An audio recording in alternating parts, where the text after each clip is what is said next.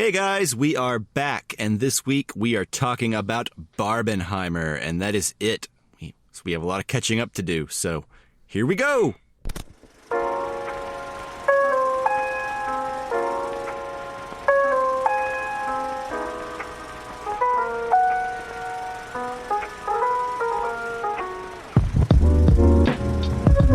Hello and welcome to the Casual Cinecast powered by Cinelinx. My name is Justin. You'll notice that I am not Chris, who normally does this part, but Chris is busy this week. Wait, what?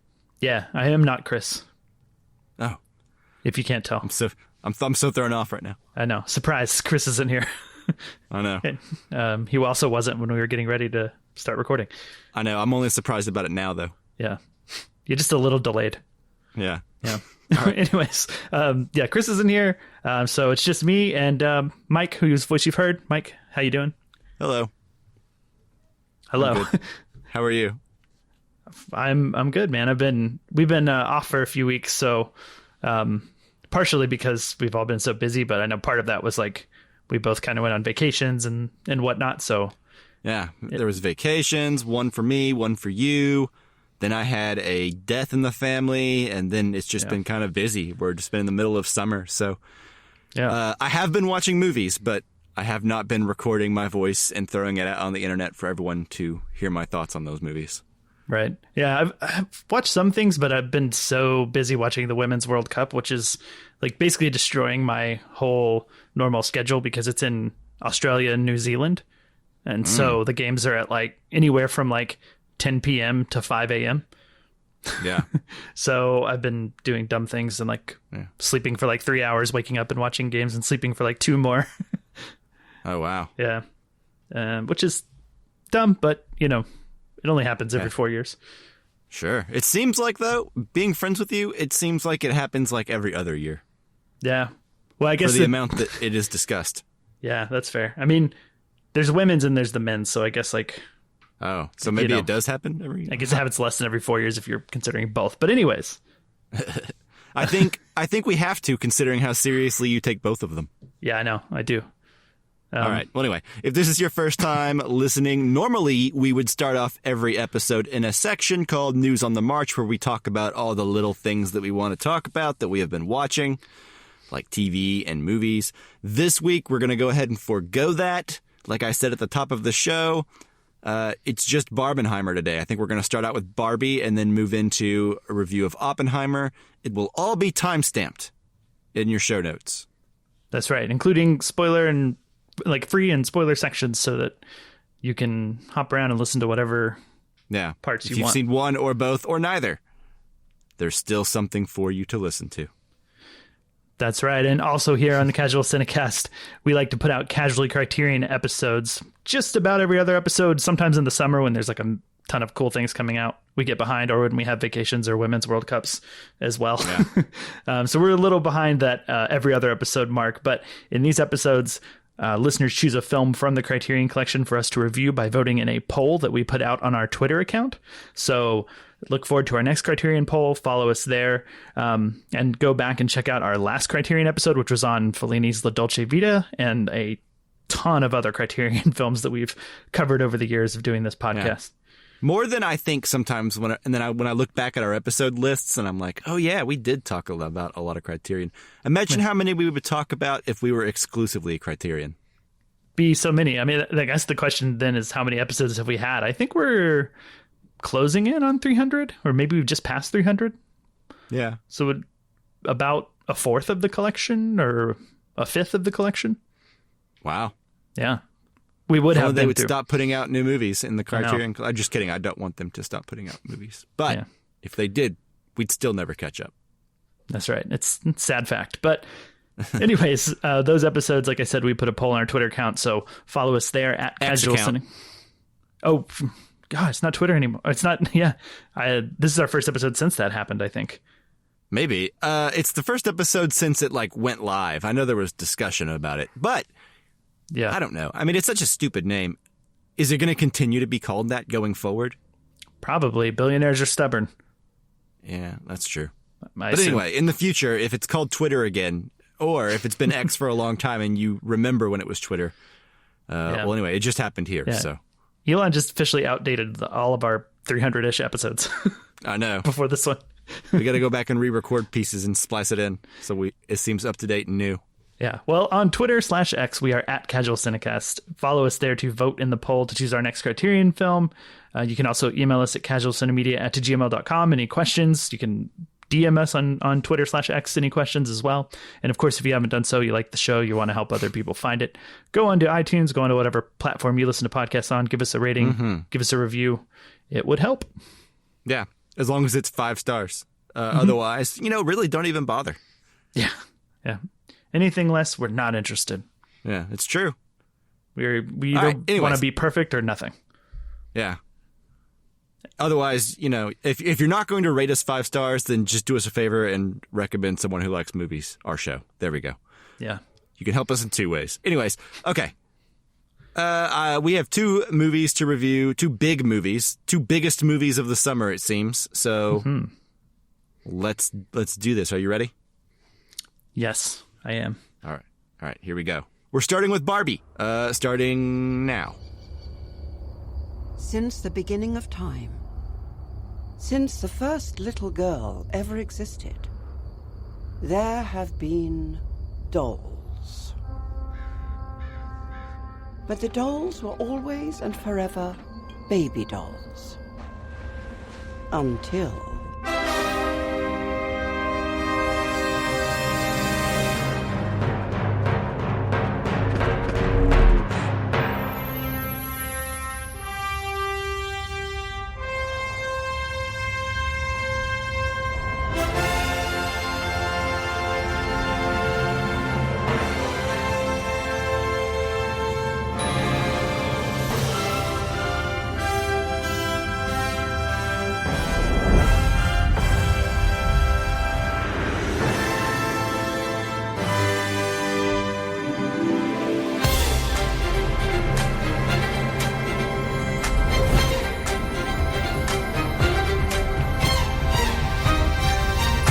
All right, so as always with our newer films, we will be doing spoiler-free sections up front. We will not be giving away any spoilers about Barbie or Oppenheimer.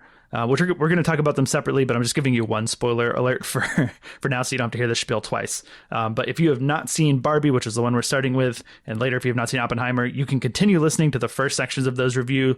We'll give you a warning. We'll play a bumper in each review so that you have plenty of time to pause the podcast, go see whichever movie you're listening to, come back and finish listening to the spoiler section. Awesome. That's right. So Barbie was directed by Greta Gerwig. It stars Margot Robbie, Ryan Gosling, and several other people. The IMDb synopsis says Barbie suffers a crisis that leads her to question her world and her experience. Close. Her existence. Oh, existence. My bad. I was like, anyways. But also would be true, I would say. Yeah. I'm reading this on my phone, listeners, in case anyone wants a little inside baseball, because I refuse to update my MacBook right now, so it won't let me use Discord anymore, which is where we usually share the notes. Ah. Peek behind the curtain. Yeah. You need to blow up your text. text. How the sausage is made, you know what I mean? Yeah. Blow up your text I'm on your lazy phone like and you're don't 40. upgrade things, and thus have to read on a small screen. Yes. All right. Okay. So, Barbie, Justin, as the resident Greta Gerwig enthusiast. That's me. Yeah, that's you. I think we all here at this show, the Casual Cinecast, like Greta Gerwig, but this movie almost, when I was watching it, it almost felt like it was cater-made for you, because it was a comedy, like a very silly comedy, directed by Greta Gerwig, and everything about it just kind of seemed like something you would enjoy. But I am anxious to hear what you think right now here on the show. So, Barbie, what were your expectations and what did you think? Yeah, so I tried to avoid as much as I could about the movie, but my expectations were kind of sky high from the moment I heard about it, just because I think they would be for whatever Greta Gerwig did next, right? Okay, After Little Women. Sure. Because both Little Women and Lady Bird, the 2 films that she directed before Barbie, both of those were my favorite films of their respective years. I recall. Yeah. So basically, no matter what, this was going to be greatly anticipated by me. And the fact that it was a Barbie thing, I guess, was like surprising. But still... Yeah, I remember a general confusion before the trailers started hitting about like what this was even going to be. Yeah.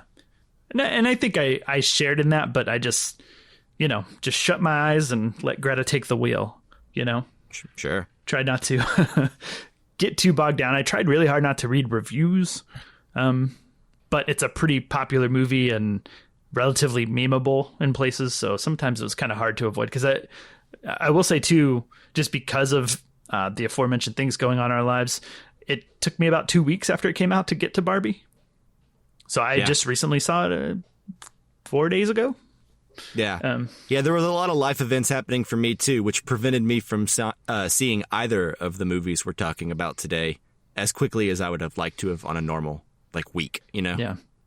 But by doing so, we are contributing to their lack of fall off and their continued success in the box office. Yeah. So we They've got legs because of us. Yeah, we're playing our part, I think. Yeah. But anyways, so sky high expectations. And for me, I think they were met. I was not disappointed at all. Yeah. I thought the movie was super funny. I thought it was really, really colorful and interestingly shot. I could, I kind of loved the production design and the over the topness of the Barbie land and even the corporate office and the real world that she goes to. Made me think of Playtime by Jacques Tati. Mm-hmm. Had some of those vibes. So I think I just call that out because I feel like it's those sort of little things that embrace the Barbiness of it, but kind of keep it from being, I don't know, just lame or kind of cheap or someone without the chops, I guess, to put behind it, if that makes sense. Yeah. And yeah, I think the most impressive thing to me was just how the movie continued to be fun and entertaining, and silly and cheesy, but while having something genuinely serious to say, in terms of the way that it talks about Barbie and kind of deals with Barbie's history of, both I think giving girls something to do and dream about, but also the downside of that, as well as making them feel bad about themselves. Yeah. And as well as the way it talks about the patriarchy and women's roles in the world and men's roles in the world, the fact that it's doing all that while being this super colorful, super vibrant, playful, silly thing, and without dropping all of that or losing any of that to make its point. It just feels like the most perfect blend of popcorn movie and movie with something to say and something important. And I was surprised by how moved I was. Maybe not because it's Greta Gerwig tends to move me with her stuff. Her movies tend to make me cry. And this was no different, but I think just with it being Barbie, there was still that little bit of I don't quite know how we're going to take Barbie and Barbie world and actually get those emotions out of me, but they did it. And yeah, I don't know that this is going to necessarily surpass Little Women for me. Or maybe even Lady Bird. It might be about neck and neck with that, but I just really liked it. I thought it was awesome, full of great performances. We'll get into the details later, but I'm kind of glowing about it. So Mike, where are you at? Yeah, so I also have been a fan of everything Greta Gerwig has directed, which has only been 2 feature films up to this point, but I like them. And I generally like her as an actress as well. And I like Noah Baumbach, and I think it's worth noting that he helped co-write this with Greta Gerwig. Mm-hmm. And I see a little bit of his sensibilities in the script as well. I think what struck me about this movie when I was watching it was kind of like what you said and alluded to earlier, how it never drops that silly colorfulness that makes it Barbie, but how it also balances things that other movies, like I would say this movie's peers, like other movies based on toys and products and companies and stuff like that. It has more heart than a lot of those movies generally tend to, right? Like this has a very, like you said, perfect blend, and it maintains that blend pretty evenly throughout the movie. You know, there'll be something that makes you laugh, and then there'll be a way that they drop something. I don't want to say profound, because the movie's not complicated. You know what I mean? It's not going to change you, but it does invite you to think about things if you are willing to meet it on that level, right? Mm-hmm. And I think that has stirred up a lot of, I think, predictable and kind of boring controversy online, where you'll see like a Ben Shapiro type claim that it's anti-man, you know, and that's so reductive. And I know that's what it's meant to be. Yeah. But to me, that is kind of like, we all knew that was coming anyway. Like, it feels like going through the motions at this point. The movie is a mostly an overall delight. There's a few jokes and a few comedic bits in the middle that don't necessarily land for me. Like, I didn't laugh at everything I was supposed to laugh at. Right. But there's enough that I did laugh at. And like good, genuine, like belly laughs too. Like there's a joke with a song that's reoccurring that I think is just a really inspired joke, you know? And it's just great performances from Ryan Gosling and Margot Robbie and everyone here, really. Anyways, a lot of fun world building. This movie's got a lot to say. It's not complicated what it's saying, but it's saying it in a way that is fun and digestible and funny and creative. Yeah. And I guess that's where I'll leave it here. But basically, let me just say that after having seen so many movies based on products, whether it be Transformers or Battleship or I don't know, whatever, you know. Yeah. Generally, these types of movies have absolutely nothing to say at all. It's just sheer, like, moving images and sounds, and it's supposed to be a ride, and then you leave, and you're like, yep, all right, cool. Mm-hmm. The fact that this movie was written by Greta Gerwig and Noah Baumbach and is making $1 billion and seems like a mostly crowd-pleasing hit, I think is crazy to me. It's crazy that it exists and it's this enjoyable and this many people like it. And like I said, there's a few, you know, bad faith reviews out there and people who have media watching literacy who don't quite understand what's happening or what the movie's really saying. Which I think that's, just real quick, that's two things. Like, it's media for people who haven't seen the movie, made by people who have something to gain, like have financially. Either didn't pay attention to the movie or didn't understand it. Yeah. And the people, you know, like Ben Shapiro have something like their whole brand is built on like hating anything like this. So it's like, if you don't criticize it, you're just losing an opportunity to like get more attention and more money. And that's like the reason it exists. I doubt he feels the way that he does about this movie. It's pretty performative in my opinion. Sure. Well, I mean, everything that guy does is super performative, but you know what? I don't want to belittle it, right? Like people are entitled to not like this movie. That's totally fine. Right. Like, and I understand if you don't. I think there's just a difference between genuinely not liking it and pretending you didn't understand what it's actually saying. Yeah. Because like so many people, so many people are trying to like spin this into like a woke political thing, but it's like, I don't know. I just simply don't believe that they believe that as much as they are claiming it. Like, you can not like it, fine, but let's not pretend like it's saying something it's not. Sure, yeah. And the irony of it is, like, if your reaction is to be offended by the wokeness or an anti-manness of this movie, it's like, well, then the movie probably needs to exist even more because you're the target of the criticism of the movie and you're not understanding that you're just like fulfilling what the movie is saying Sure. Yeah, well, like, there's a line at the end, which we'll talk about in spoilers, that like they specifically say to where, like, if you have a problem with the way the movie ends, you can trace it back to this one line, and then you have to kind of unpack and explore those feelings within yourself as to why you feel this way and why it's such a knee-jerk reaction. And I think we could talk about it more in spoilers, which I'm ready for. It sounds like two very enthusiastic reviews here.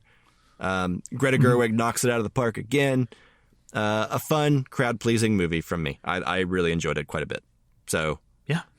I don't know what more needs to be said. Like, for me, is like the less you know, because I think they do some genuinely interesting things that I was unaware of. Even having seen like the first teaser trailer and a few shots, like I was unaware of even the world that that the movie lives in and that they build. So like, I don't want to talk too much before we go into spoilers, just because it's more fun finding that out. Sure, I agree. But like, here's what I will say real quick before we head in there.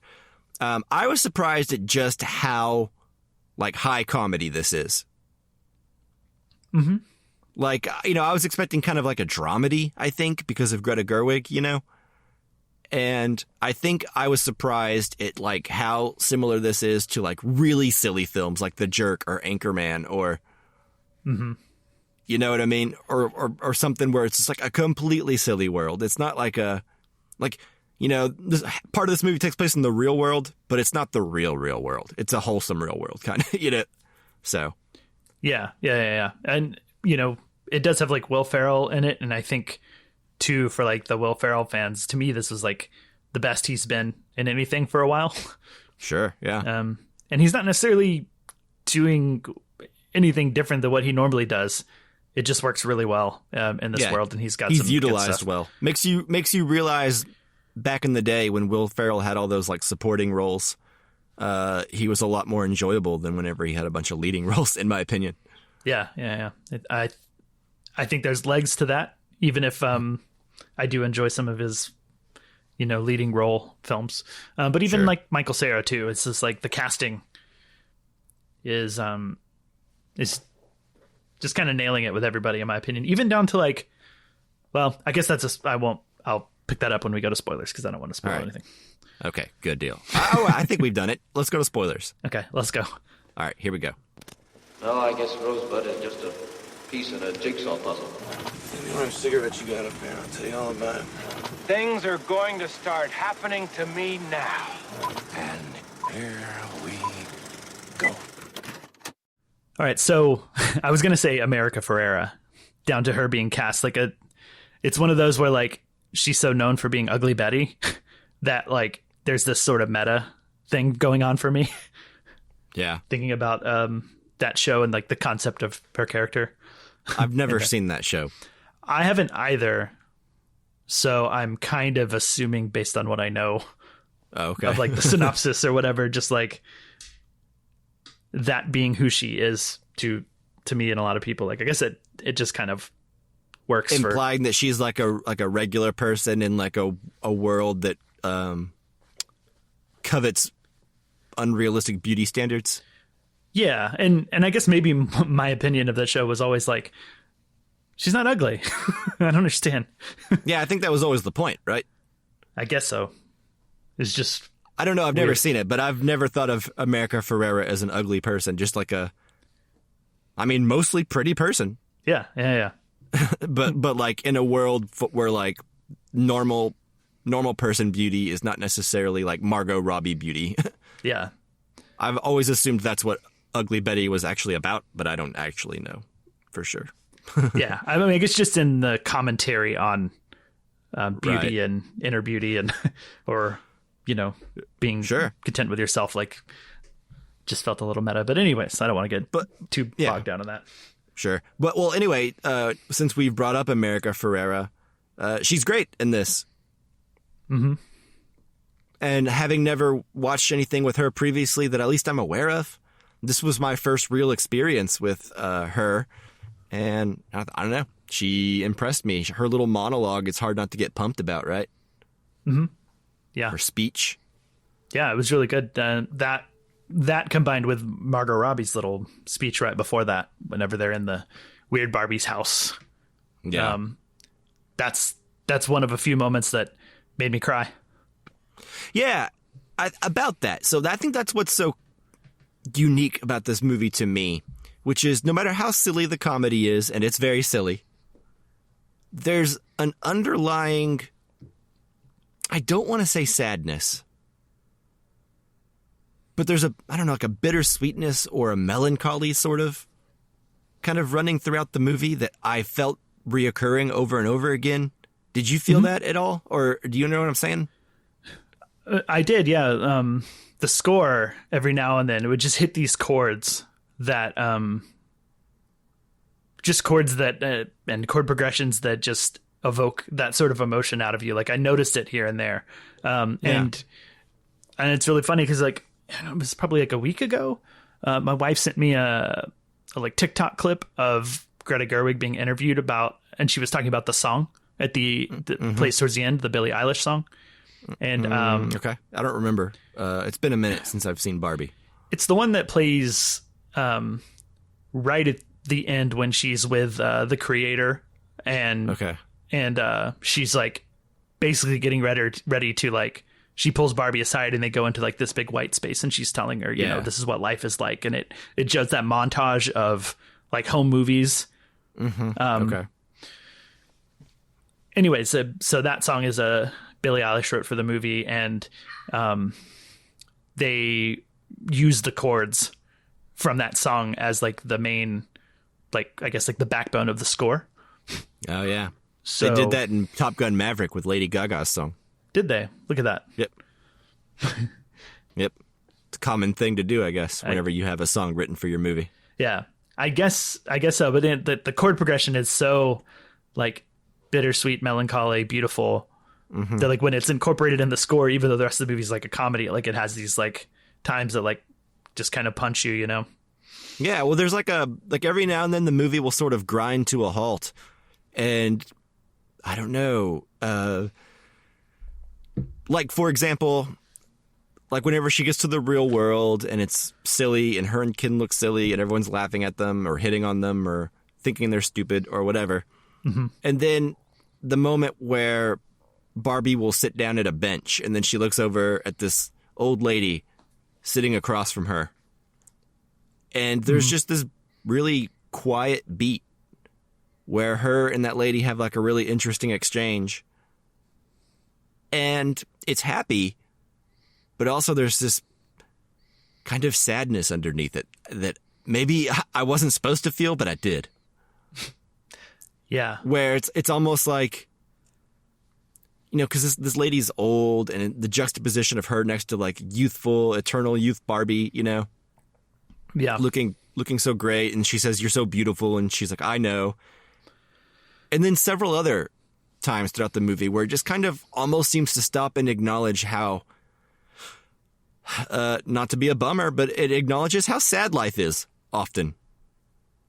Yeah. And how temporary everything is, you know, and kind of reminds you of why something like Barbie can endure in people's hearts, you know, or something like a fictional thing, a nostalgic thing, you know, can be happy, and it can also be a very sad reminder that everything is fleeting. Yeah. I mean, I guess that's what you get is when you juxtapose the real world with something like, you know, eternal perfection.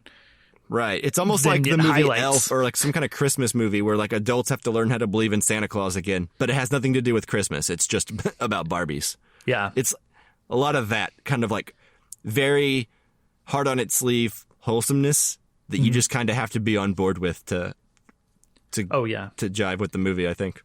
Yeah, that for sure. I think I did get like Elf vibes. I think maybe that's Will Ferrell, but just in sort of like the corniness that you just go with, you know. And I guess maybe there's similar, like this person brought up in a different world comes and experience the real world. Sure, and then they're clueless about like when she walked to the construction site to go find like a lady to talk to. Yeah, she's like, construction site seems a great place to find some girl power. Yeah, like in the middle of the day, a construction. I don't know. That was pretty funny. But it highlights like, because you kind of said earlier, it's like it's not the real world, but there's enough of the real world that like you you can't help but compare and notice like I don't know, to me, like the downside early on of the real world. Sure. And maybe that's the another very thing. obvious and apparent downside of the real world. Yeah. Maybe it's another thing the movie does well, because by the end of the movie, like you're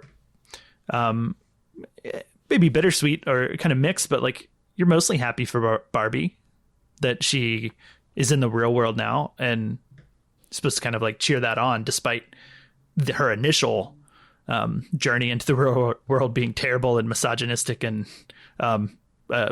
laced with an undertone of violence, as she says. Yeah.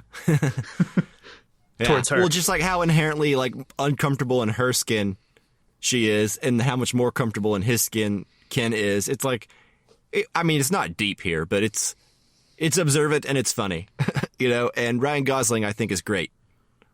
Yeah. In this role. Like I feel bad like praising like Ryan Gosling is like the standout of this movie whenever you know, like Margot Robbie's doing such great work, and I think this is, by the way, the best Margot Robbie's ever been. She's not doing her Harley Quinn voice that she does in like Suicide Squad and Harley Quinn and Babylon and Wolf of Wall Street, where she's always like this kind of sounds like she's from Jersey, and yeah, you know, like here she's doing something different.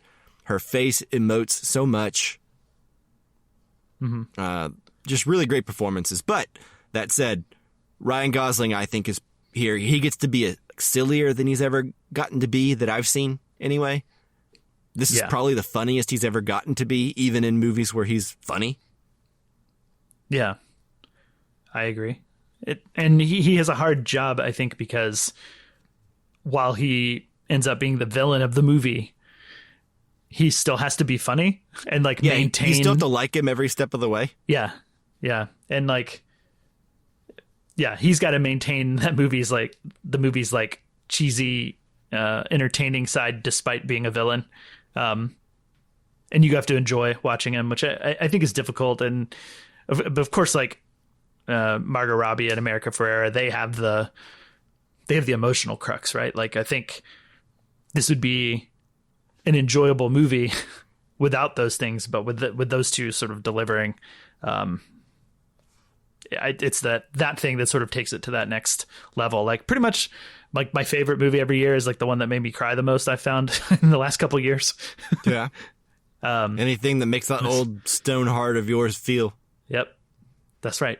So, I was just, that's the kind of the thing that, I'm still impressed by. So like, agree.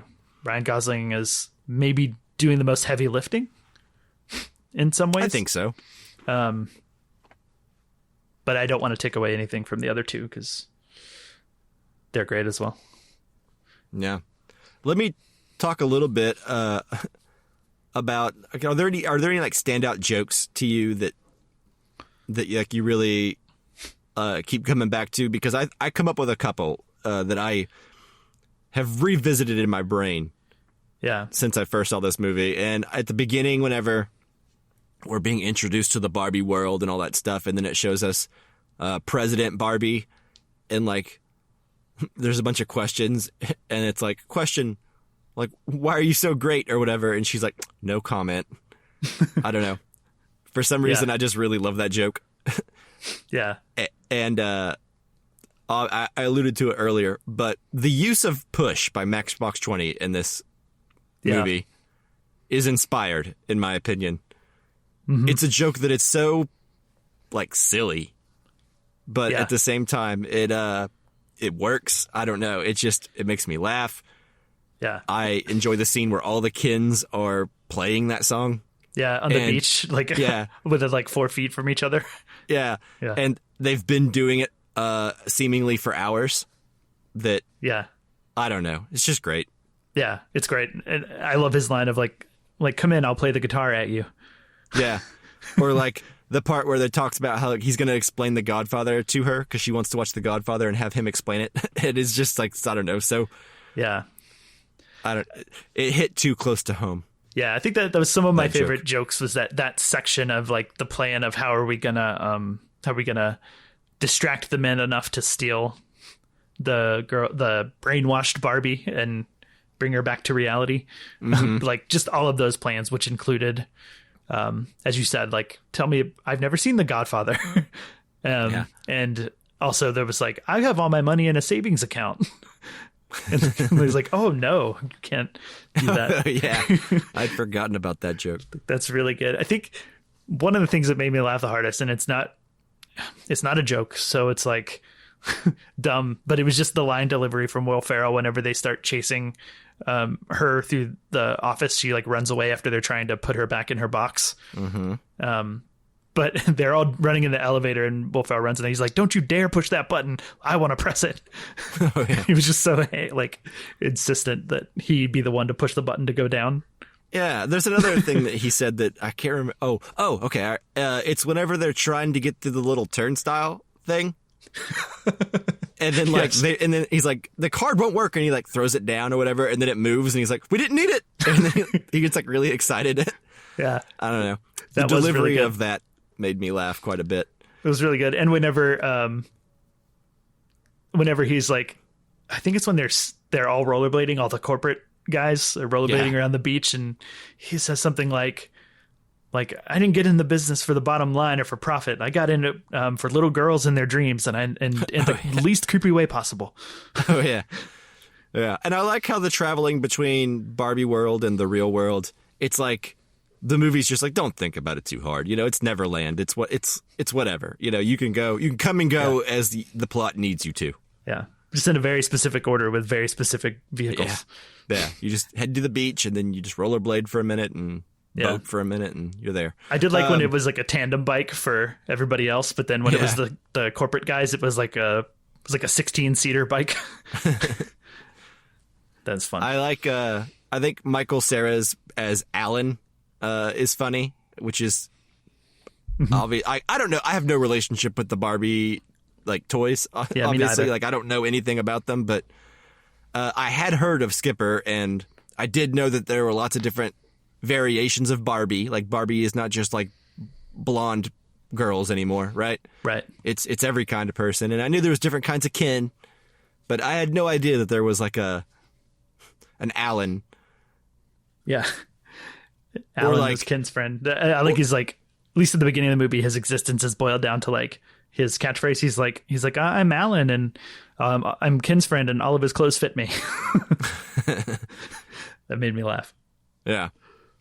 Yeah. So anyways, anything else we want to discuss about Barbie? I feel like there's stuff we're leaving on the table here. Yeah. I mean, there's so much. I don't know where to begin. It's a denser movie than it necessarily has any right to be, but I think I enjoyed all the interactions with the creator, Ruth something or other, the older woman that she encounters first in the building, and then when she comes back, that little montage with the song and the montage of like home movies and stuff as she's getting ready to take her to the real world, just that wrecked me. And I looked over at my wife, she's crying too, and I was sitting next to like a family, and the dad was sitting next to me. I guess he's made of stone because he wasn't moved at all, so I was like feeling like he just had his arms crossed like over his chest in a defensive posture the whole time. Well, he was no. He was laughing. He was enjoying the movie, but he was not emotional at all. And he was not moved. Yeah. And I was like about to start shaking from like trying to hold in my crying. So I felt a little self-conscious, to be honest, but yeah, that's okay. Yeah, it got me. And then it took me a second to catch on to the final line of the movie, which I think is great. The final scene. Yeah. It's a great joke to end on. Yeah. If I'm being, well, hang on, hold that thought. Yeah, because like you think she's going to like a job interview or she's going to go try something out, but anyway, the gynecologist joke is pretty great. Yeah, which is like kind of to just a point that like the movie being PG-13, I guess I knew, but I still am glad that they kind of took the Barbie movie to this direction, because I did see people bringing in their like young daughters. And I know that some of this movie just is not for them. But I'm glad that they embrace that and like go for it. They're not trying to make a movie for kids necessarily, which is that actually struck me as weird, which is that like I don't think like a 5-year-old or a 6-year-old would like this as much as like a 10-year-old or 11-year-old, you know? Like I think there is a certain age that you have to be to enjoy this movie, which is something that does surprise me that Mattel was okay with signing off on. Yeah. Because maybe they have the demo of little girls under wraps, I guess. Maybe. I don't know. Yeah, maybe so. But like, you know, like you look at like I said earlier, like Transformers is like the biggest toy movie I can think of. It has nothing to say. And I think little kids would probably like a Transformers movie, you know, because it's like flashy and it's violent and it's action and all that stuff. But like, I don't know if a little girl would really like. I don't think she'd hate it, but I don't know if a little kid would get a whole lot out of this like they would like the Super Mario Brothers movie that came out earlier this year that felt super safe and corporate-y and like corporate approved. This feels a little bit like poking fun at some of the less than favorable things that Mattel has done or are all about, you know? Yeah. Because they call them out, you know, at least in some places with like the pregnant Barbie. Yeah. It's like Madge or Midge, the pregnant one, and how everyone's kind of horrified by her. Like, just stay inside. Or like the Barbie that like you move her arms and her boobs grow, or like just some weird, uncomfortable choices were made over the years. In producing Barbie toys. At least they're owning it in a way, or allowing the movie to criticize them for it and not being like, no. Well, it feels like they do that a lot in this movie. And I've seen some people complain about this in some reviews that I've read or listened to. Because like the movie tries to have its cake and eat it too, in the sense that like a lot of times the movie tries to stay one step ahead of the audience by criticizing something openly.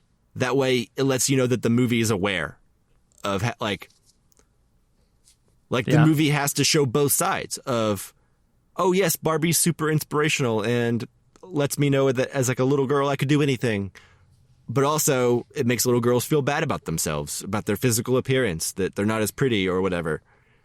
And that's like something that I think the movie kind of almost had to tackle. Sure. But I have seen some people complain about it, like trying to be too aware of all the things and criticize them before the audience has a chance to, kind of. Does that make sense? Yeah, it does. And I guess I'm wondering if this is me bringing my own personal opinions and baggage, but like, does the movie have this sort of underlying tone that there's a really surface level solution to that is making Barbies, you know, president and pilots and engineers and scientists, like that is I guess like in terms of the real world, it's like they're inspiring girls to be anything, but like the real world also isn't doing that because the company is run by men, and it's creating a false sense of hope. Maybe I got that vibe, but that also might just be me. I think it is worth noting that the real life board on Mattel does consist of significantly more women than are portrayed in this movie, which is none. Right. Yeah. So I don't think it's quite the way the movie makes it out to be, but I also don't think the movie's pretending to be realistic in that sense anyway. They're trying to make a greater point, right? A broader point. And I don't know, to answer your question. I did enjoy that the movie at least makes you wrestle with these things. And I like how, and I alluded to this earlier, I like how at the end of the movie, the Kens are like, can we have a representative? And they're like, no. But soon enough, and in due time, you'll have just as much power here as women have in the real world. And they're like, okay. And that's kind of portrayed as like a happy ending. And I've seen some people complain about that too, saying that that's one of the aspect of the, quote, man hate. But I think that's pretty smart the way they word that, because if having equal rights than what women have in the real world sounds unfair to you, then why do you think that is? What does that mean? Explore that thought a little bit further and come to a different conclusion. You're almost there, but you're just not quite getting it. Yeah, you're so close to getting to like understanding the point that they were making with that line. Yeah. Yeah. And I think, I guess one question that I had was like, is the movie saying or portraying the way that Ken's existence was before the movie, you know, and in the beginning of the movie? Mm-hmm. Are the Ken's existence, are those, is that portrayed negatively in the movie to you? Like, are they, because I think they're standing like in their world, they're like the women in the real world, right? Like in terms of, or like, yeah, power. What women were like 80 years ago or less. Yeah. But I guess like is Ken's like transformation, is it saying that like either one having like too much power is not good, I guess? Yeah, I mean, that's kind of what I take away from it, or at least what I remember having taken away from it, which is that being too self-centered and narcissistic when there's an entire huge swath of the population that's not getting equal treatment or not getting their own identity outside of a relationship. You know, like it helps for people to have their own identity at all times. Yeah. And it's never good to marginalize or,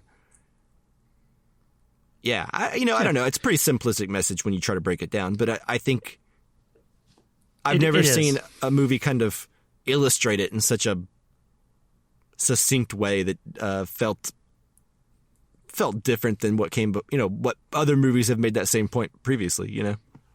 Mm-hmm. Yeah. And I think like by nature of the real world being what it is, and like, inherent patriarchy, it's like the way that the movie plays out is obviously that like when the pendulum swings the other way, like what is fair is for the men to not have any power in the end. You know what I mean? Like just by hundreds of years of patriarchy, it's like, well, to balance, there should be hundreds of years of matriarchy. And then we'll be even when come back to the middle after you've done your time. Right. Well, I think it's more like this kind of observation that whenever things start to change, there's an overreaction and an overcorrection. And the pendulum swings a little too far the other way for a little bit before you can achieve balance, you know? Mm-hmm. Yeah, I think that's there for sure. And it's like every time change, like in the real world, every time there's like a big change on the horizon, there's always like this knee-jerk reaction from society to blow it out of proportion, and people get real mad about it. And then everyone calms down a little bit, you know?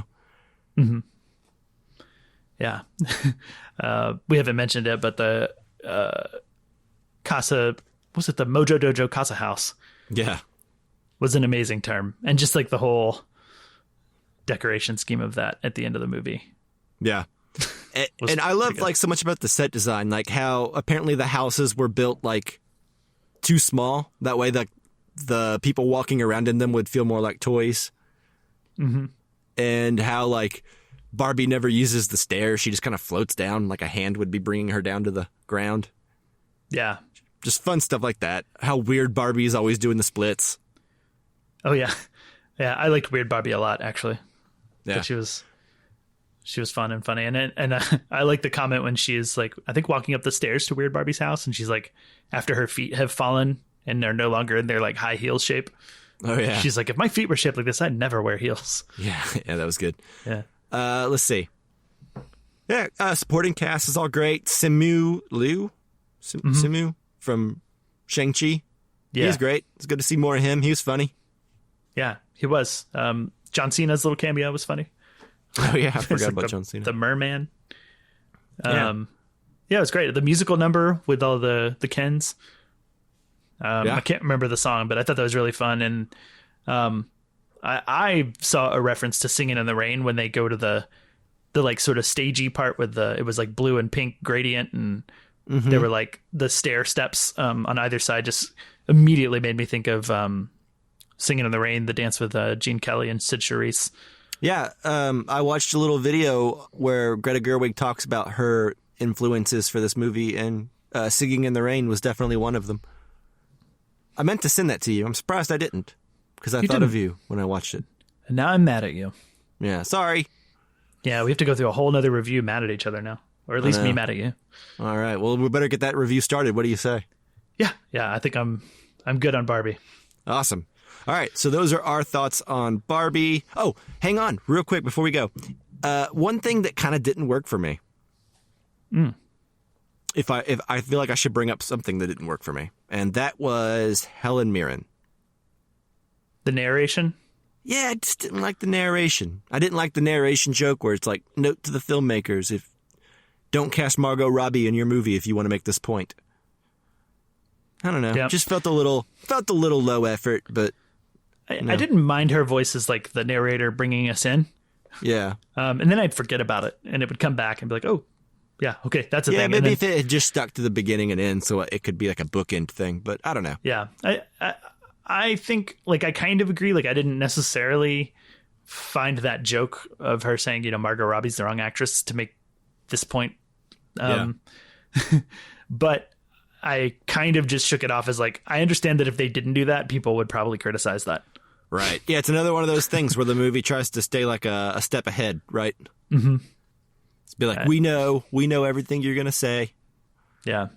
I think it needed to in that instance, though. Well, the thing is, I don't necessarily know that it didn't need to in the other instances either. You can't really not acknowledge that Barbie makes some girls feel bad and some girls feel good. You can't really. You have to acknowledge that when Margot Robbie says she feels ugly, you roll your eyes as an audience member because let's be real. So I get it. Yeah, for sure. All right. Anyways, that's that. Okay. So those are our thoughts on Barbie for real this time. Now we are going to move into our review for Oppenheimer. Spoiler free first, and then it will be spoiler. Show notes for timestamps.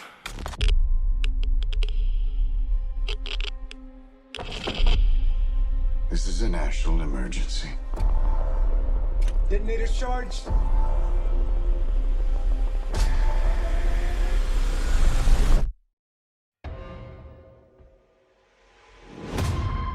We're in a race against the Nazis, and I know what it means.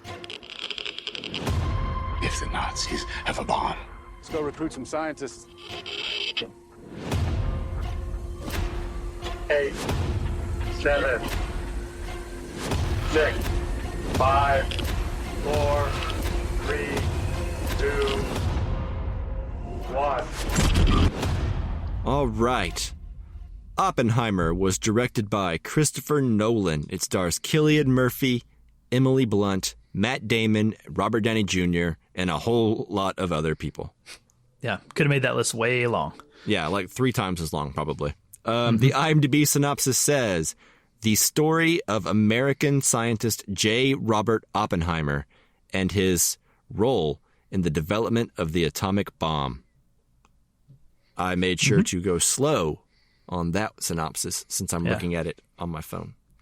Yeah, didn't want to replace a word. Yeah, it helps raising my brightness because I'm actually only on 10% battery, so I had it on like the lowest brightness earlier. Yeah, but things being visible is it quite helps. good for reading. I've found. Yeah, so I have a little light that clips onto my books when I read them at nighttime. For that reason. You thought of everything. I did. Actually, it took me a few days before I realized I should get one. Yeah. But anyways. Right, Oppenheimer, so, I guess I started the last one, so and I think of the 2 movies when they were getting ready to release, I would say you were a little bit more excited about Oppenheimer than Barbie. So, and I was the reverse, so I think it's only fair that you start us off. I guess so. Perfectly balanced as all things should be.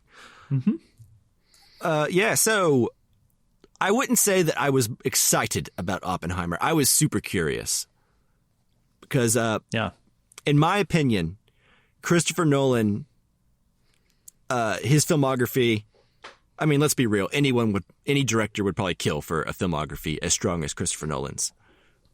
Yeah. That said, I have movies that I absolutely love by Christopher Nolan. And then I have some movies that just fall flat for me. And I'm left empty and feeling a little like, what was the all right, I guess, you know? And it seems like generally he makes crowd pleasers. I don't know of any movie from him where there's a whole lot of people that just straight up don't like it, right? I think all of his movies are generally well liked. But I've had problems with, I didn't like Tenet that much. I didn't like Interstellar as much as everyone else seems to. And I don't know. And I didn't like Dark Knight Rises at all when I first watched it.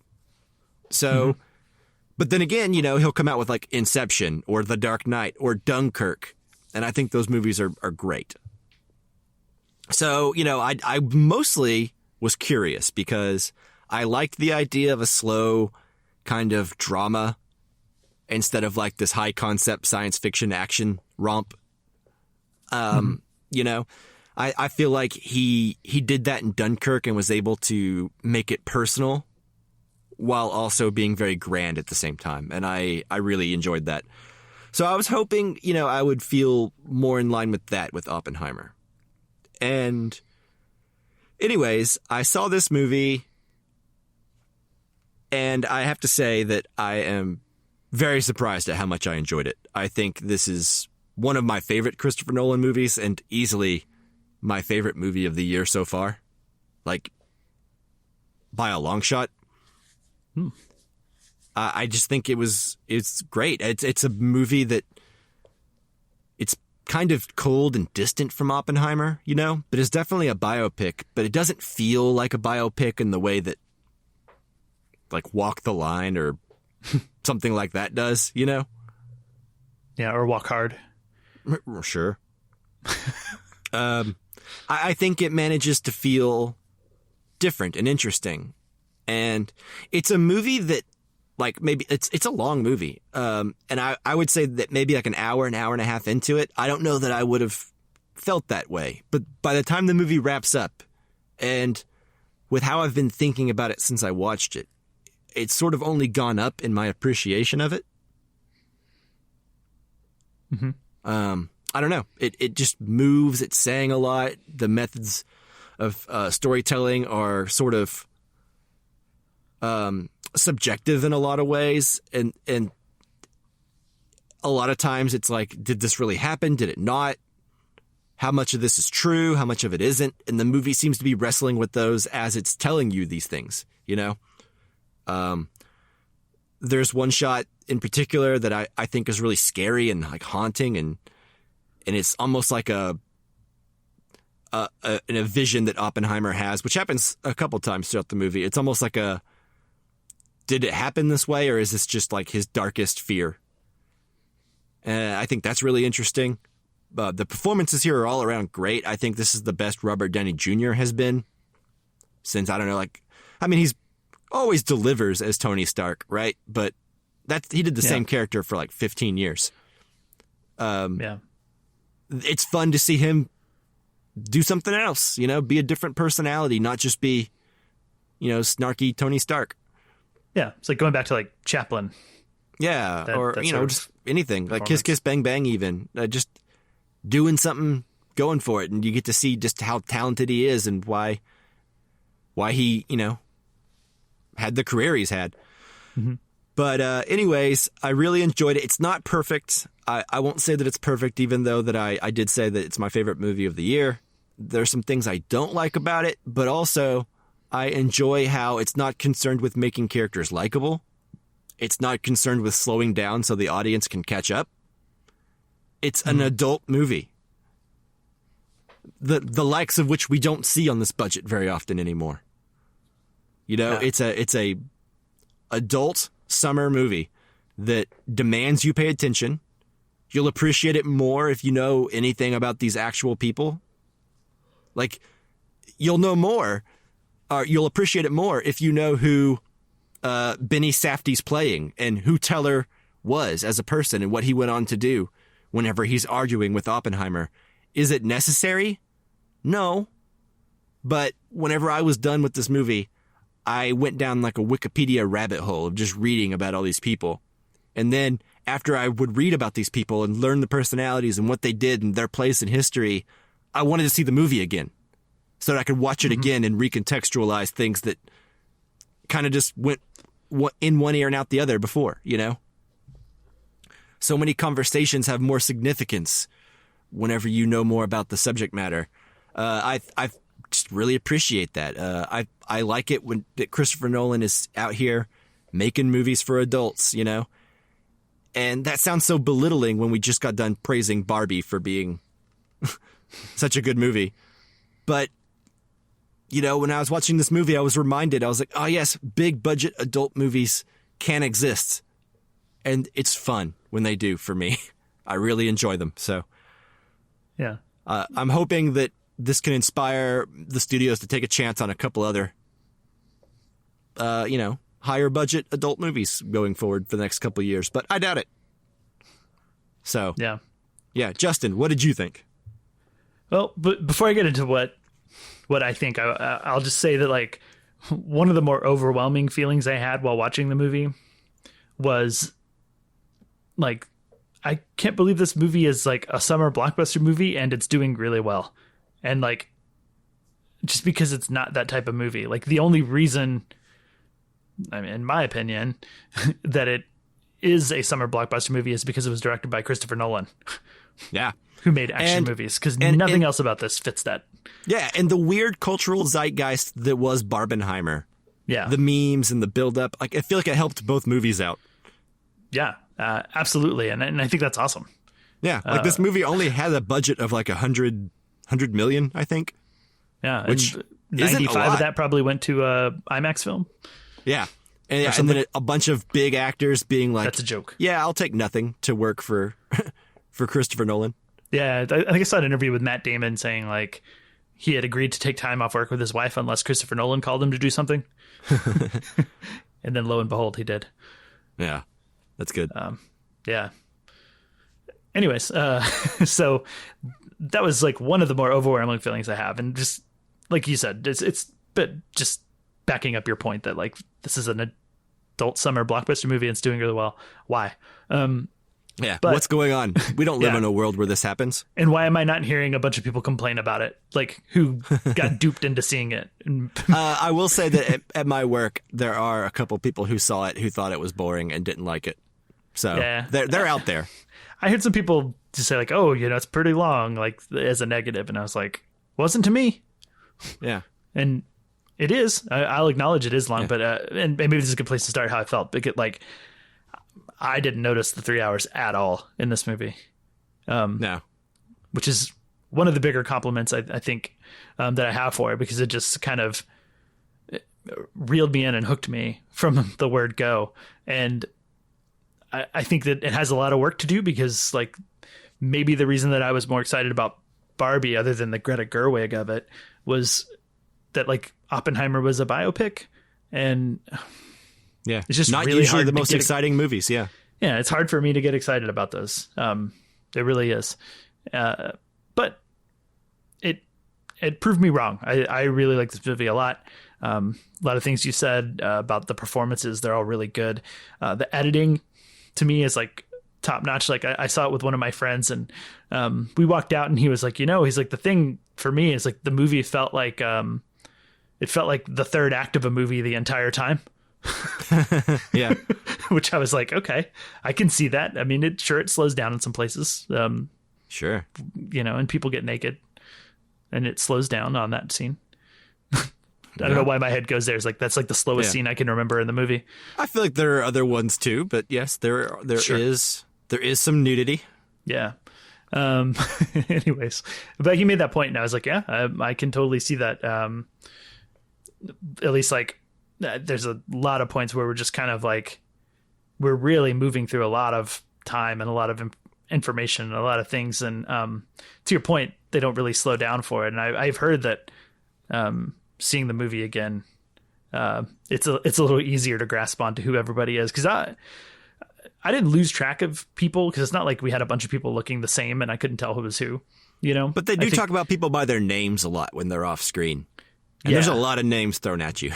Yeah, there's a lot. And I think even if you don't grasp all of that, that's okay.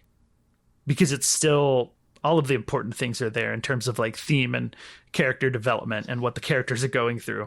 And you can kind of just really just focus on Oppenheimer and a little bit of Emily Blunt if you want to, and Matt Damon and Robbie Downey Jr. and be fine, right? Without understanding every little bit of it. Like then you can go back and watch it, I think, and really, as you did, or did you go back and I see haven't it watched it again, but I went down a rabbit hole of reading about it and then like looking up who they were in the movie.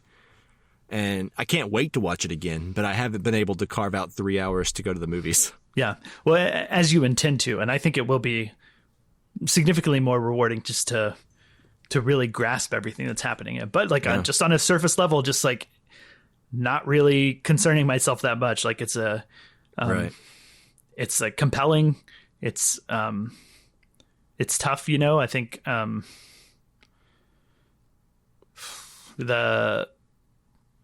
it's like a complicated issue in American history, the nuclear bomb thing. Yeah.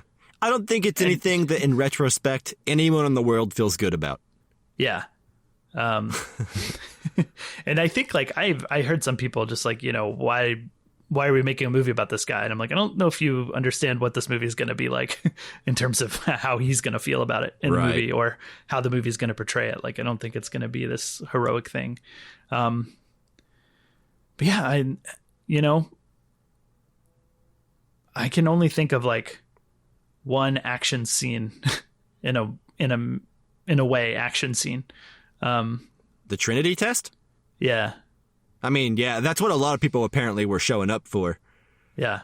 When I talked to my coworkers. Yeah. Sure. Yeah. And I mean, that happens. And I think they were baffled that there's another like hour of movie after that. There's a lot of movie left after that happens. And even that's not the most actiony. It's impactful for sure. Which I'm sure we'll get into the details of why. But I think that's just like the biggest thing I have to say about this movie. Like, it was so cool seeing Nolan go into like basically pure drama and character study on this like giant IMAX film, which also, for disclosure, like I didn't get to see this in the 70 millimeter film print. Dude, it's hard. Those showings are booked. Yeah. IMAX and 70 millimeter are booked for weeks where I'm at. They are. The ones that are doing the film print are far away from me. I don't think there's any in Houston. Yeah. But anyways, yeah, the IMAXs are booked up. So I saw it in a regular theater at like 11 a.m. because it was the best time and the best seats. Yeah, I saw it at 4:30 in the afternoon. Yeah.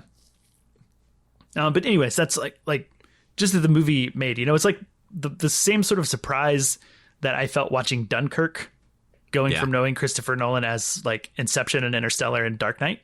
Yeah. Even though big set pieces guy. Yeah. Like that's what he's become. For the record, I've seen Following and The Prestige. So I know what Following he can do. and The Prestige are great. Yeah.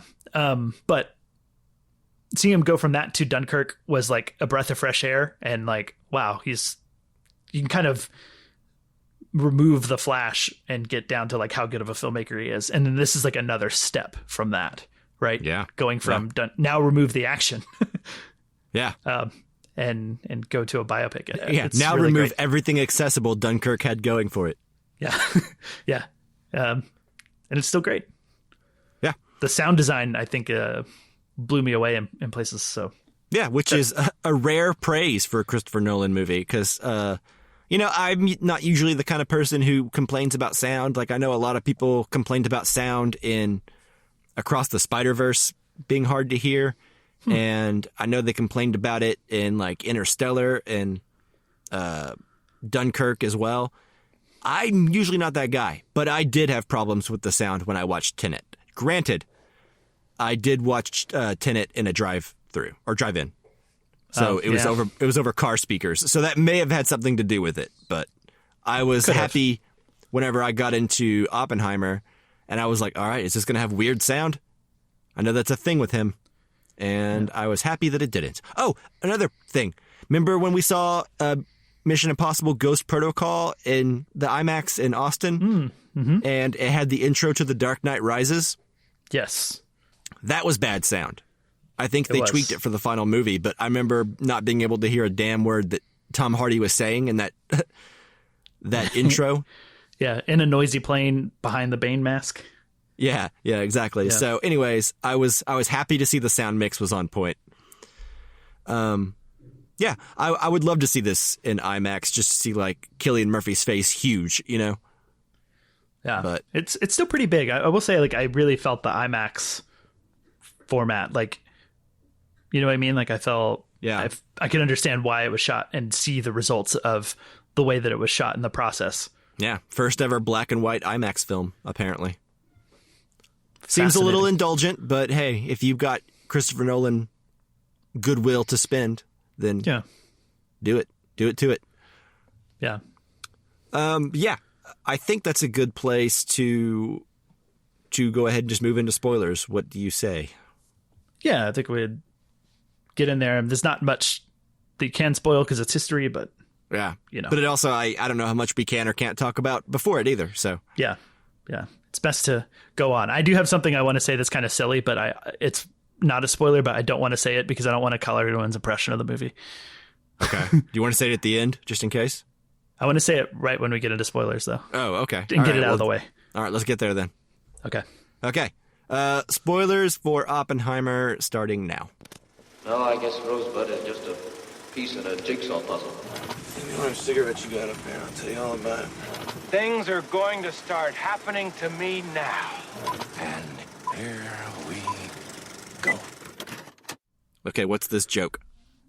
Well, it's not a joke. It's just silly. About halfway through the movie, it clicked for me. And maybe I knew this, but I realized that Oppenheimer, that his voice and his accent had to have been the influence for Brain from Pinky and the Brain. If you ever watched that. Yeah, maybe. Maybe Kelsey Grammer was the voice of Brain. Am I remembering that correctly? I don't know. To be honest, I don't know. But I don't think so. I may be wrong. Yeah, for probably the latter half of the movie, I couldn't unhear Brain talking. All right.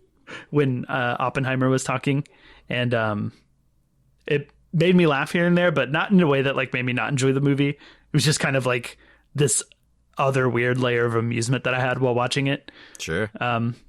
And I pointed it out to my friend who I saw it with, and then he went and saw it a second time and was like, yeah, he didn't pick up on it or think about it during, but whenever he saw it the second time, he's like, yep, totally. All I could hear was Brain the whole movie. Yeah. And I don't want to ruin that. Have you ever listened to an actual interview with J. Robert Oppenheimer? I have not. Yeah. I think he did pretty spot on. It still sounds like Cillian Murphy kind of putting on a voice, but it doesn't feel like he was doing a weird accent that he couldn't pull off or anything. Sure. Well, I guess I always thought Brain kind of sounded like Orson Welles too. Yeah. But kind of. Yeah, I hear it. Anyways, yeah. So that's my fun thing. Watch the movie and pretend it's Brain. All right. But I didn't want to. If anyone is listening who hadn't seen the movie to the spoiler-free section, I didn't want to like ruin the movie for them or something. Yeah, you want to undercut it. Yeah. Yeah. Because it's really good and it's powerful, and sure. I want to get that silly thing out of the way. Yeah. So, one thing that I actually can't wait to dive back into is when I watch the movie again, because I kind of read up on it, is Benny Safdie's character who plays Teller, the other physicist. Mm-hmm. Yeah, I have no clue about this character. Went on to do the H-bomb, and it came shortly after the atomic bomb. And the H-bombs got exponentially more massive. The dude just loved carnage. And I like how he's portrayed in the movie. He's kind of portrayed as like this, I don't know, like angry, clashing with Oppenheimer kind of philosophy. And he went on to just make things so much worse than Oppenheimer even did. So I don't know. I like how the movie doesn't really tell you that. But if you know who that person is and you read up on him, you're kind of like, ugh. Yeah, I think I would view the Trinity test scene, like all of the sections with him watching the bomb, differently. Now that you're saying that, I'm thinking back to those. And and his clash with Oppenheimer over like the construction of it, like he wanted to use hydrogen. Yeah. And what that would have meant. Anyway. Like if they had gone with his bomb, which is it would have been so much worse for Japan, probably. Yeah. Interesting. Yeah. See? Stuff like that. But apparently this movie sticks pretty close to history after like reading through everything, especially with Robert Downey Jr.'s character. Strauss, which is spelt like Strauss, but he says it's Strauss, which is hard for me to do when I'm reading it. Right. But anyway, I also liked how, did you notice that in the scene whenever Florence Pugh's character is drowning herself in the tub, there's just like a quick shot of a hand on the back of her head? And then it cuts to a shot of both hands on the back, like where she's holding her own head down. But then there's one shot where like a black gloved hand is holding her head underwater. Did you see that at all? Oh, I did not catch that. Okay. So in real life, her death was ruled a suicide, but there was some debate about that. A lot of people speculated that maybe the government, CIA, some kind of spook, actually got rid of her to keep Oppenheimer focused. And in the movie, no one ever acknowledges it, but in the middle of all the cuts, because it's a kind of a rapidly cut scene, there is one shot where a hand is actually holding her head underwater just to kind of, and then it kind of cuts back to Oppenheimer, who is presumably thinking about that. So he may actually, depending on what you believe and what he believes in the movie, which they wisely never say, but if he does feel guilt about possibly being responsible for that, then I think it adds on to just like the overwhelming guilt that just keeps mounting on him as the movie goes on. Mm-hmm. Yeah, I would assume he doesn't know the truth either, right? No, I think think in the way the movie is cut, I think it, if anything, it's supposed to be something that flashes into his brain like it could have been a thing. Because I think that woman's brother in real life claimed that he didn't believe it was a suicide. So, yeah, I mean, fair enough, I guess. Yeah. Anyway, I thought that was a fun fact. That's interesting. So yeah, I there you go. Like revisiting the movie already sounds more interesting to me than it did before. Yeah, I agree. Let's see. It's hard to pick out any specifics about this movie because most of the movie is like people talking in rooms. Mm-hmm. And sometimes yelling at each other in those rooms. Yeah.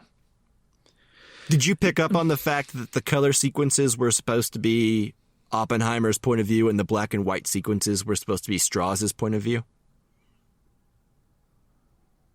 No, I didn't.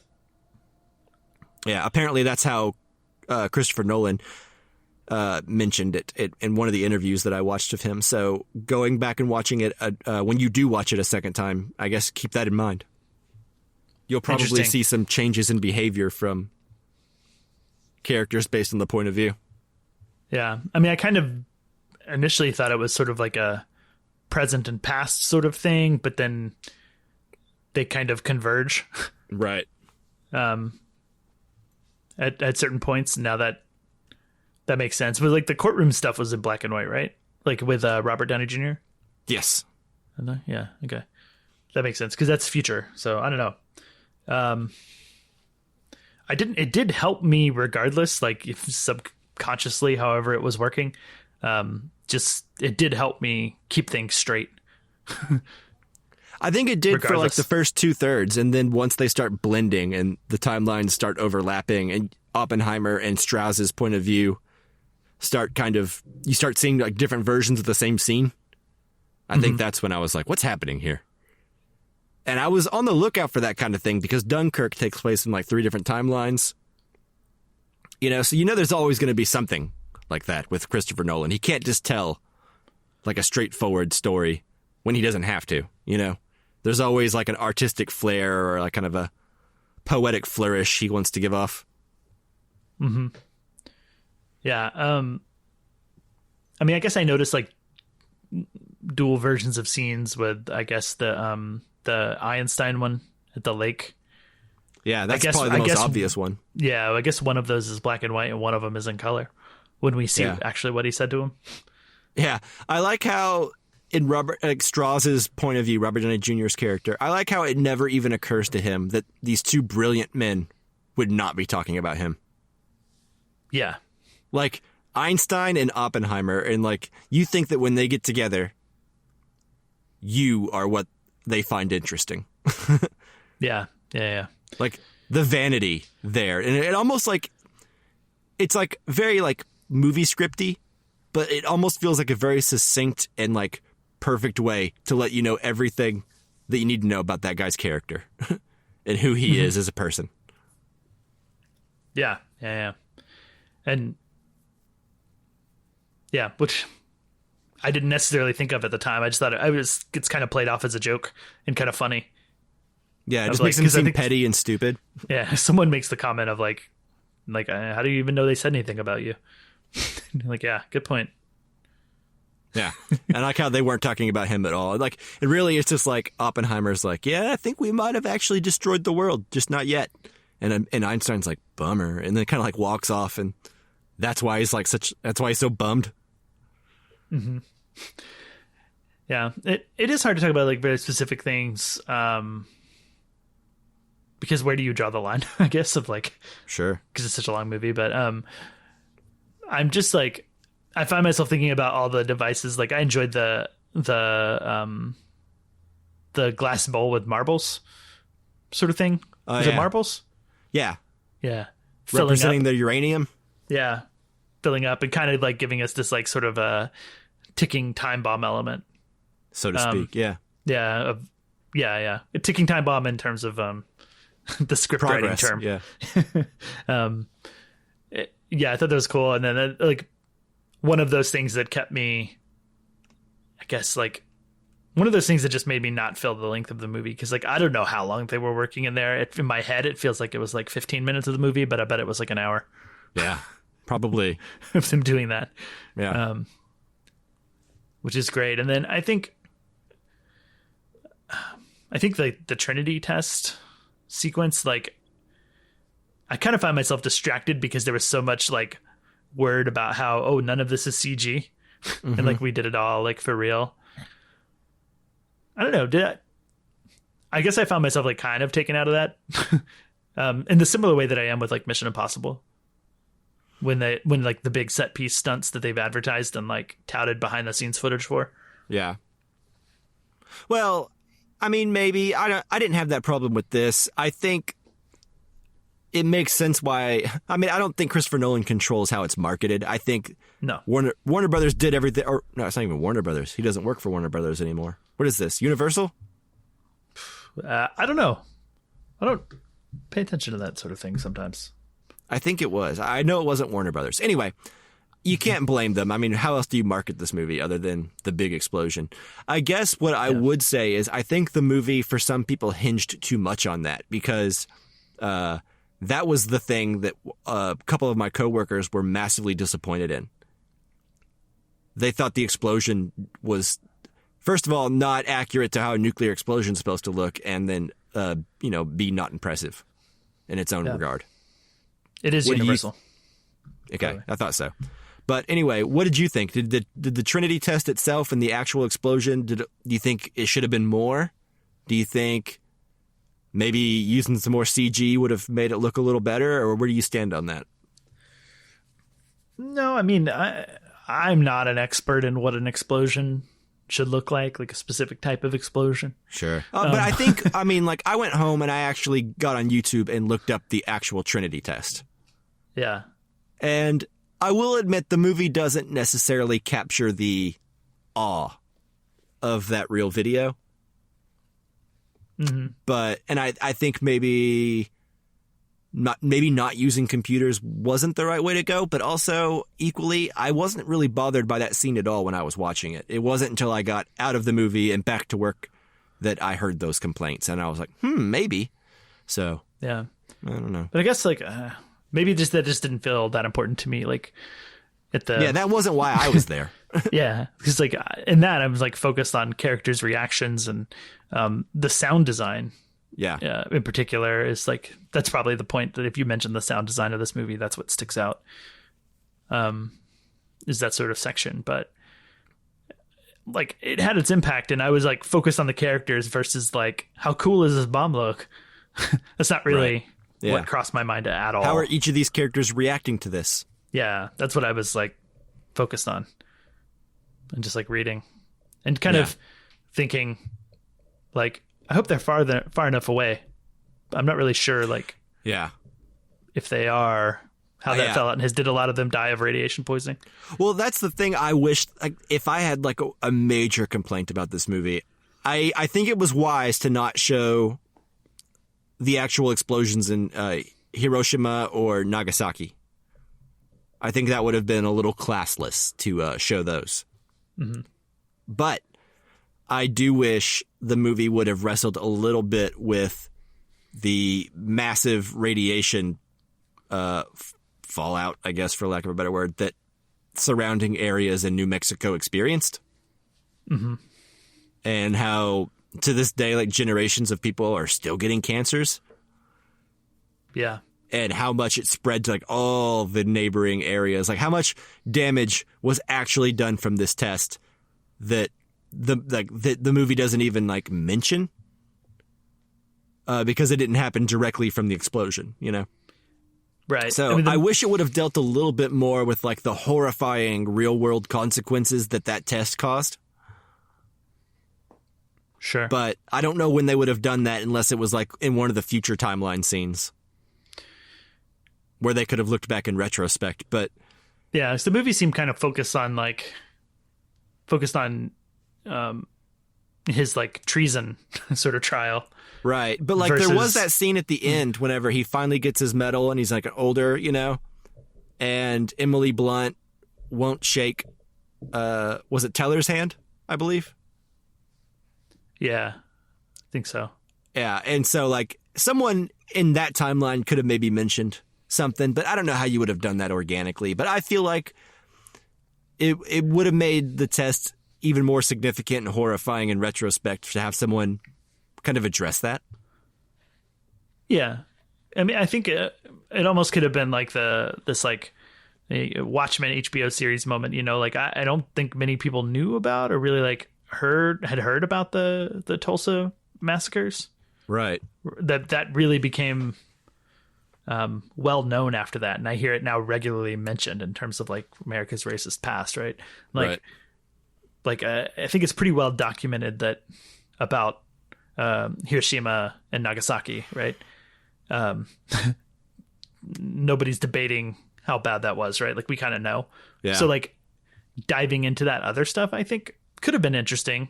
It was a different movie, but like it's like I wasn't quite aware of that stuff until after the fact, after seeing the movie, even that those areas, because the movie kind of portrays it as like he has this massive land that's his, so he can just they actually took it from the natives. Yeah, they kind of mention it in the movie when he's like when he talks to Truman, aka Gary Oldman, and he's like, "What should we do with the land?" And he's like, "Give it back to the Indians." Oh, okay. And Truman did not think that was funny, or noble, or good. Yeah. Yeah, fair enough. I mean, I guess I took that as like a general statement.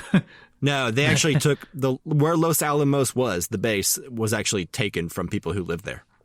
Oh, see, I didn't know that. I felt like the movie made it seem like it was land that he owned, it was land that he had in mind from like an earlier point in his life, but I don't think he owned it. Oh, okay. Yeah. Or at least not all of it. Yeah. And I just, like I said, I took it to mean like in the general sense how America was taken from Native Americans. Yeah. That's another thing that the movie could have dove a little bit more into. The thing is, this movie covers so much, but it's also pretty focused, and like it's what it wants to focus on. Mm-hmm. That it's such a complicated, you know, as real history is, right? It's so complicated that like, where do you draw the line of like what's important to what you're saying in the movie and what's not, you know? Yeah. And how often have we talked about on the podcast that like sometimes the most successful biopic things are things that are more focused rather than trying to touch on every little thing. Right. And so I think this movie, to me, is certainly focused. Yeah. And I'm fine with it, but I'm also not the person to lodge those complaints and sure, you know, have the ground to be upset about anything. Yeah. So I'm here to listen if someone is, you know. Yeah, for real.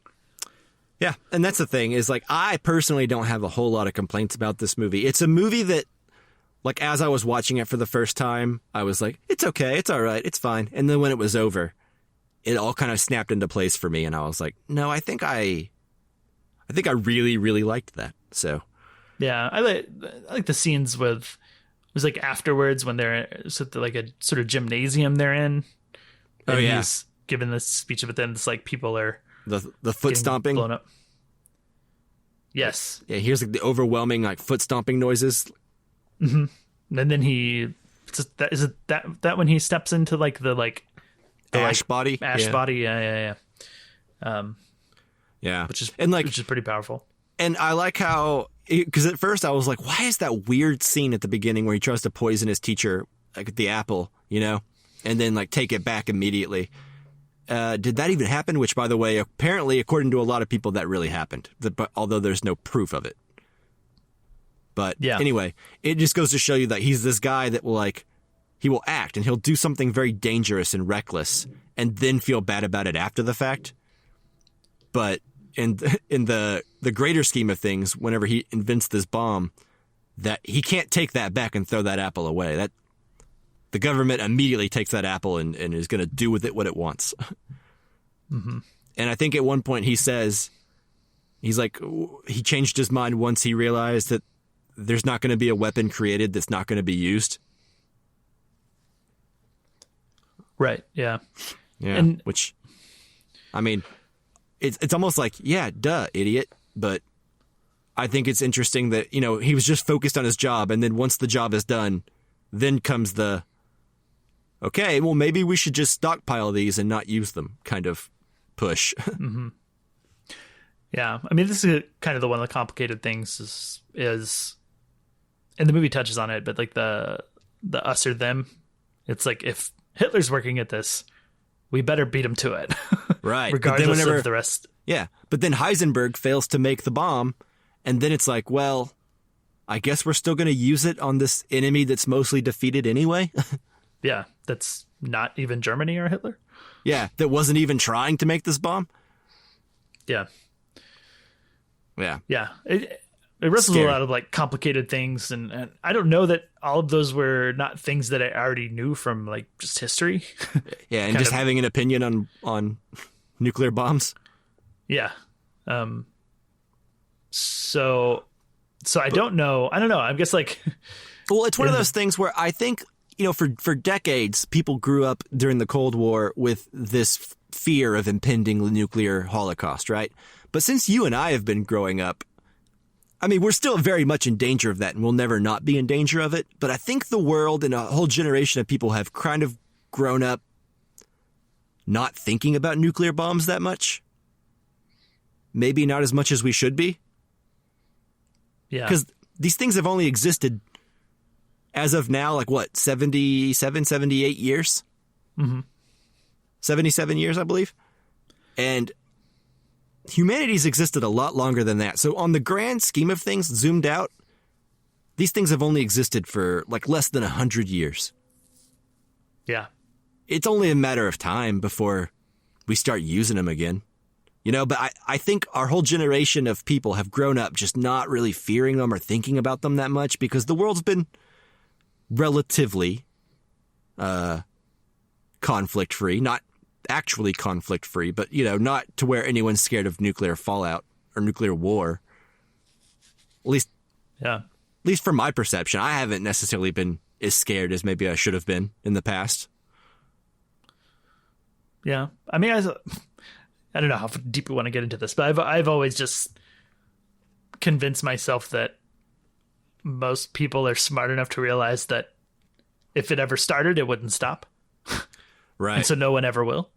Right. But that's just because a select amount of people have had them so far who do understand that. What happens when someone either understands that and doesn't care or, someone who shouldn't gets a hold of them? I mean, look at North Korea, So anyway, that's a whole rabbit hole to get down. But sure, yeah. But the maybe point it's good is, this movie exists. It reminds us. Yeah, that's what I was gonna say. It's like this movie kind of like reignited my long dormant fear of nuclear weapons that hasn't existed since I was a child and first learned about them. Is this a good thing? Is that a good thing? I mean, I kind of think it is, right? I think we should all be scared of the probable eventuality. Yeah, sure. A healthy fear, I guess. Yeah. As long as it's not crippling. As long as you're still able to function and you're not like, what's the point? Yeah. If anything. Yeah. I'm just might as well wait for it. Yeah. All right. Anyway, are we done with Oppenheimer? Do you have anything else? No, I don't think so. The score is really good. Yeah, score's great. Performances are great all around. So many people in this movie. Josh Hartnett, which is good to see. Oh, yeah. Yeah, Will Ferrell again, his part. Just kidding. Yeah. He was not in it. I was like, wait, was he in this too? No.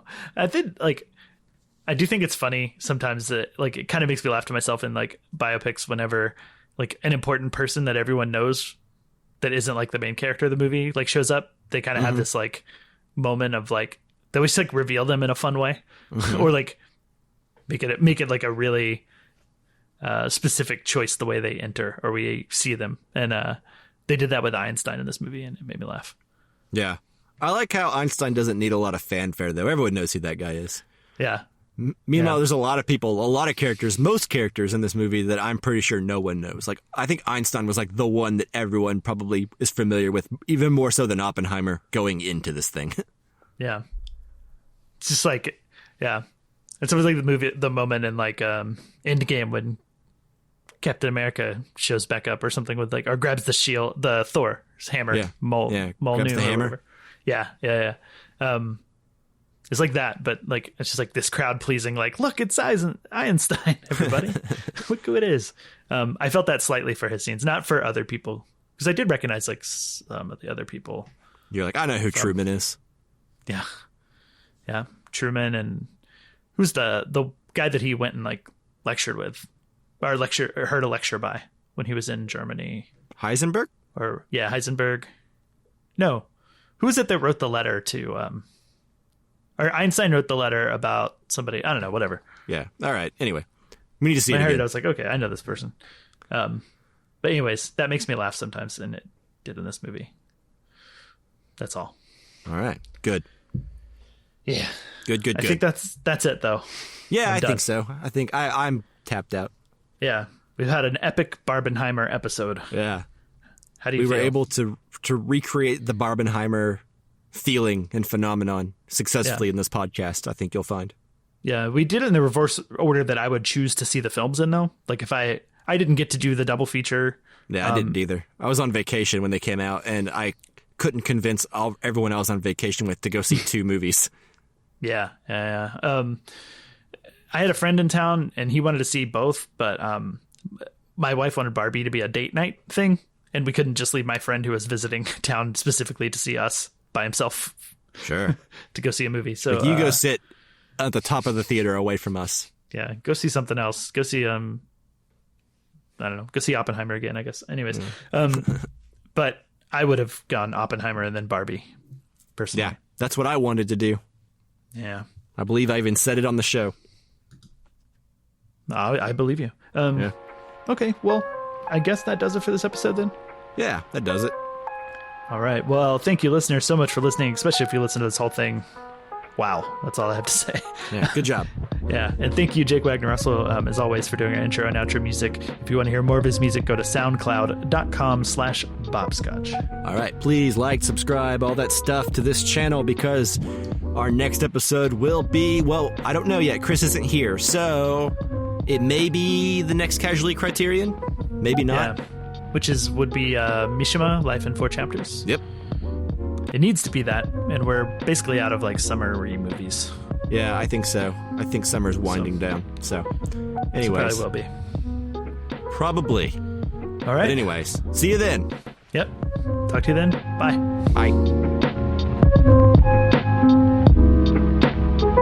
Bye.